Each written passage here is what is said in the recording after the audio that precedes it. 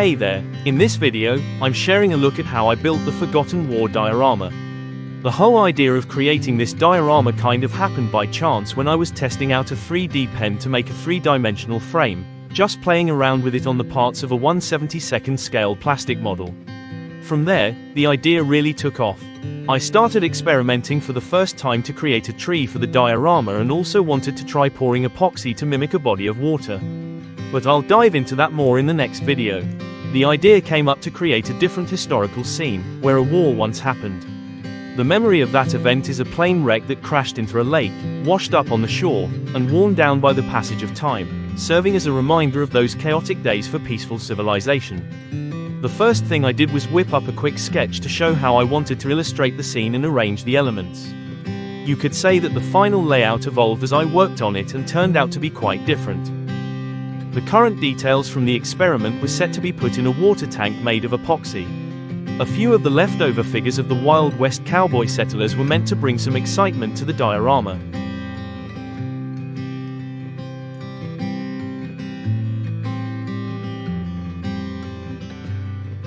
What started as a simple experiment gradually evolved into a larger project, with all the materials already available.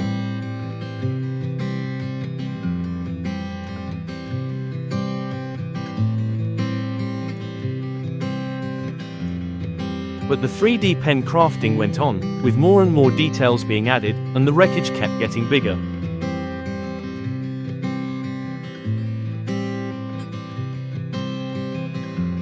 I sketched the rough measurements on the filament and drew the frames right on the paper, which I then ripped apart and pieced back together. I wasn't concerned about frames that were too curved. I just wanted to create a nicely damaged wreck in the final outcome. To create the fuselage parts of the plane, I first used the fuselage and wing pieces from a scale model airplane, a twin Mustang. However, in the end, it began to resemble more of a big Il-2. I smoothed out the wreckage details a bit more with sandpaper and got them ready for primer. I used a regular aerosol primer, and of course, I did it outside, where there were fewer chances of hurting myself or messing up other people's stuff in the fresh air. And the whole village came to see this wonder of the world. Next, I painted the wrecked frame with 3 different colors, using a dry brush technique for some parts, metallic, cockpit green, and rusty brown. The framework was all set for the next step, tiling, which I intended to create using paper.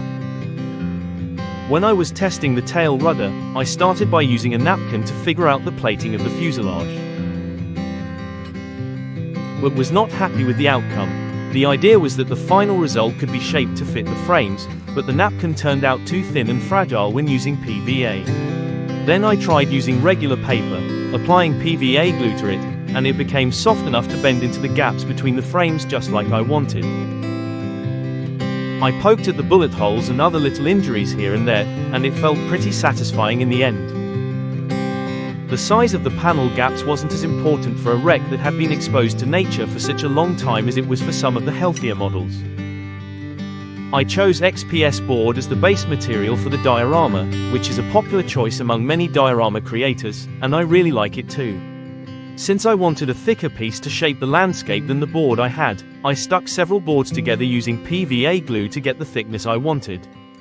After the PVA dried, which took a few days, I shaped the landscape using a hot wire cutter. Then I found out that the PVA inside still wasn't dry. Thankfully, this didn't affect the final result.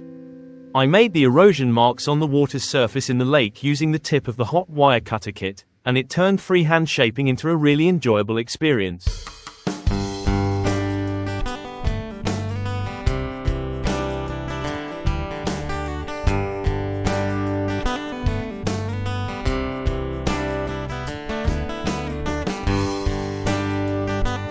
This bird has seen better days.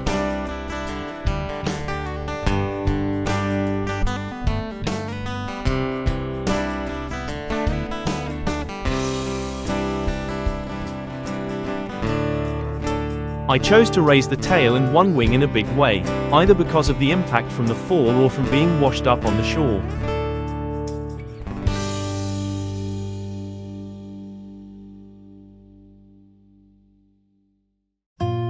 I began crafting my very first tree, using branches from a redcurrant bush that I had brought from my country home and carefully chosen. At first, I thought that creating the leaves and crown would be simple enough by just using bits of foam rubber and coating them with PVA and dried parsley, but fortunately, I came across some clever videos and realized that the earlier choice wasn't very nice. So, I blended the foam rubber into the paint mixture with a hand mixer until it was all broken up and fluffy.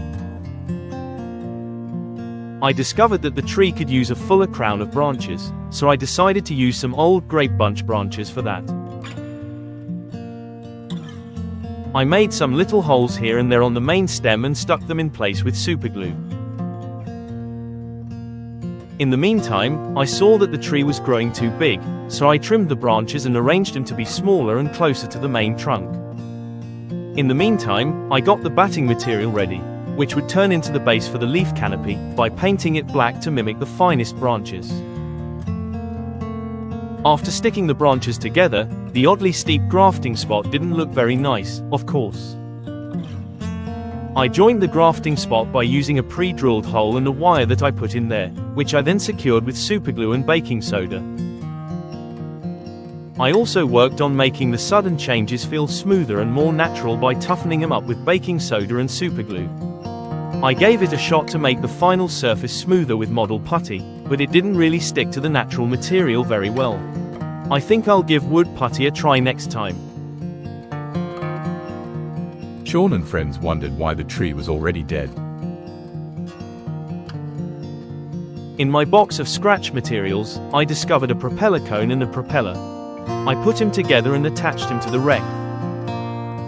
To make the wreck fit, I used a hot wire tool to melt the matching hole underneath, so it could be securely attached there if needed. I turned on the 3D pen again to create a nice stump and root system for the tree.